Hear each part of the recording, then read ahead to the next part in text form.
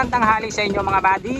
Hanap buhay na naman po tayo. Natapos na ang outing, natapos na ang pag-ani ng sibuyas. Kaya dito na naman po tayo sa bukid. Ito nga mga buddy at may tanim na naman po akong sili. Bali 14 days na po siya, 2 linggo. At wala pa naman po akong nagagawa dito. Puro patubig pa lang mga buddy at hindi ko pa po siya ini-sprayan ng pangpaganda. Ngayon po ay bukas ay sprayan ko na po siya para medyo bumulas-bulas naman siya. Napatabaan ko po siya nung last na patubig ko. Kaya may pataba na nga siya mga buddy oh. Pero hindi pa rin po siya bumubulas. Pero meron na ako nakikitang mga dahon na lumalabas dito mga buddy. Ayan oh. Meron na siyang lumalabas na dahon. Pagka mga buddy lang, dadami na po yung sanga niyan. Ito po lumalabas na yung dahon niya dito oh. Gagawin ko naman po dyan kapag medyo bumulas na po siya. Kakating ko po to para yung mga sanga po lalabas dito. Yan. Ito po yung pinagtaniman ko ng sibuyas dati mga buddy. Tapos nung naani ko na yung sibuyas ko tinaniman ko na po uli siya ng sili.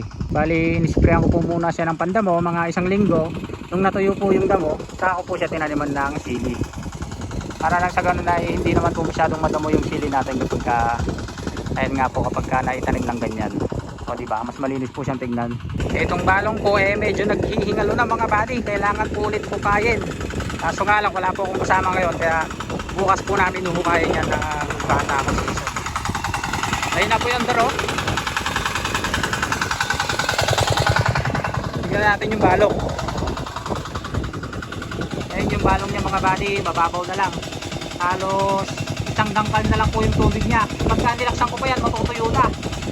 Kaya ganyan lang po talaga yung under nya. Bukas mga buddy, hukayin po namin yan para medyo lumakas po yung tubig natin. Ayun, nakita nyo naman mga buddy, napakahina ng tubig. Matagal magpatubig pagka ganyan. Tis-tis na lang muna tayo at wala po tayong kasamang maghuhukay. Bali bukas na lang po namin huhukayin yan. Pagtitiisan ko na lang po muna yung tubig na yan para matubigyan ko itong mga natuyong sili ko na. Tapos kinabukasan ko na lang po ulit itutuloy. Ang petsa ngayon mga buddy ay April 25. Napakabilis ng araw, parang kailan na ako umani March, April 4 pala nung umani ako mga buddy. April 25 na ngayon. Grabe, napakabilis talaga. Okay, tignan natin yung pinapatubigan ko mga buddy kung napuno na. At ililipat na po natin yung tubig.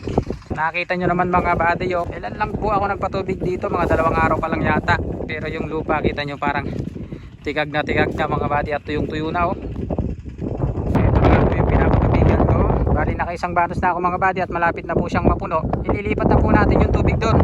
Dito sa kabila muna at mas tuyong-tuyo na po kasi ito kaysa doon sa kabila.